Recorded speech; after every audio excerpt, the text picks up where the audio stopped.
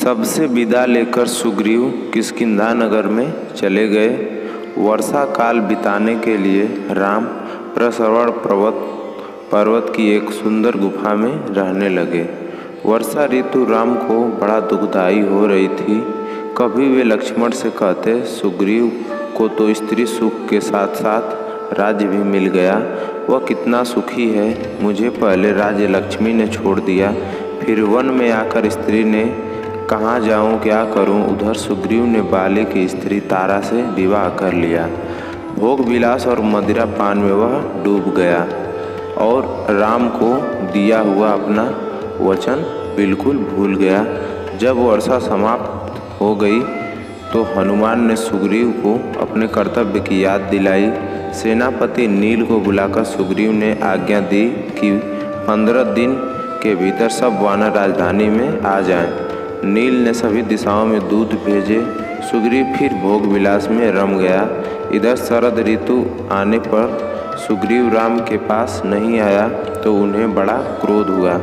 उन्होंने लक्ष्मण से कहा कि राजमद में डूबकर मालूम होता है सुग्रीव मेरा काम भूल गया है।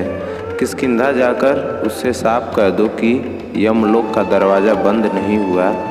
जिस रास्ते बाली गया है उसी से उसको भी भेज दूंगा। इतना सुनते ही लक्ष्मण आग बबूला हो गए और धनुष बाण लेकर चल दिए। लक्ष्मण को बड़े क्रोध में देखकर राम ने कहा, डरा धमकाकर और समझा बुझाकर काम निकालना है। आखिर सुग्रीव हमारा मित्र ही तो है और उससे सहायता भी लेनी है। किष्किंधा पहुंचकर लक्ष्मण ने धनुष की टंकार की तो सुग्रीव भयभीत हो गया। लक्ष्मण के सामने आने का उसको साहस नहीं हुआ। तारा ने बुद्धिमानी से उनका क्रोध शांत किया। वह लक्ष्मण को अंतःपुर में ले गई और उनका उचित आदर सत्कार किया। सुग्रीव ने हनुमान को बुलाकर कहा, फिर दूत भेजो, सब वानरों को बुलवाओ। जो 10 दिन के भीतर नहीं आ जाएगा उसको कठोर दंड मिलेगा। इसके बाद लक्ष्मण के साथ सोने की पालकी में बैठकर वह राम से मिलने गया। राम के चरणों पर गिरकर उसने क्षमा मांगी। राम ने बड़े स्नेह से उसे गले लगा लिया। राम और सुग्रीव में बातें हो ही रही थी कि वानर भालुओं की टोली आ पहुंची। नल, नील, अंगद और हनुमान के साथ लाखों वानर प्रसरवण पर्वत पर आ गए। जामवंत के पीछे पीछे भालुओं की बड़ी भारी भीड़ थी। वानर भालुओं को देखकर राम बड़े प्रसन्न हुए। राम ने सुग्रीव से कहा, भाई पहले तो यह पता लगाना है कि सीता जीवित है अथवा नहीं। यदि जीवित है तो किस स्थिति में है। सुग्रीव ने वानर दल को 4 भागों में बांटा, प्रत्येक दल का एक नायक बना दिया। सुग्रीव ने उन्हें नगरों, द्वीपों और वनों का पूरा विवरण भी बता दिया। उसने हनुमान, नल, नील आदि चुने हुए वानरों को अंगद के नेतृत्व में दक्षिण की ओर भेजा। हनुमान को पास बुलाकर राम ने अपने नाम की अंगूठी दी और कहा कि मेरी यह निशानी देखकर सीता समझ जाएगी कि तुमको मैंने भेजा है। उसका हाल लेकर मेरा दुख भी उसे सुनाना।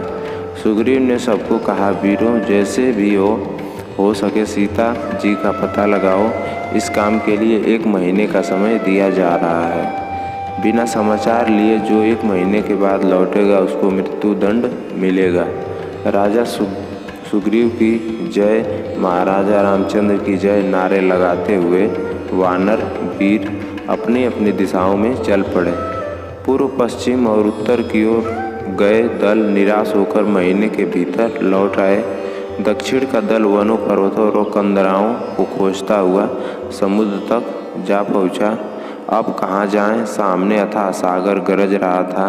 किष्किंधा से चले कई महीने हो गए थे। यदि यूं ही लौटे तो सुग्रीव के हाथों मृत्यु निश्चित है। अब न आगे जा सकते हैं और न पीछे। तभी उन्होंने पर्वत की चोटी पर एक बड़ा भयंकर गिद्ध देखा। वह जटायु का बड़ा भाई संपाति था। बानर उसे देखकर डर गए और समझे कि निश्चित वह हमें खा जाएगा। हनुमान ने बुद्धि से काम लिया।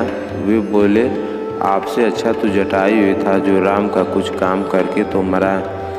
जटायु का नाम सुनकर संपाति बोला, वानरों घबराओ मत, अपना परिचय दो। मैं कृपा करके यह बताओ कि जटायु कब और कैसे मरा। वह मेरा छोटा भाई था। अंगद ने सारा हाल का सुनाया। उसे सुनकर संपाति बोला, मैं अब बूढ़ा हो गया हूँ, नहीं तो तुम्हारी सहायता करके रावण से अपने भाई की मृत्यु का बदला लेता। कुछ महीने पहले मैंने देखा था कि रावण एक स्त्री को लिए जा रहा है। वह हा राम हा लक्ष्मण कहकर रोती जा रही थी। वह सीता ही होगी। समुद्र के किनारे तुम दक्षिण तक चलते जाओ। वहाँ से 100 योजन लंबे समुद्र को यदि कोई पार कर सकेगा तो वह सीता से मिल सकता है। वानर दक्षिणी तट पर तक जा पहुँचे।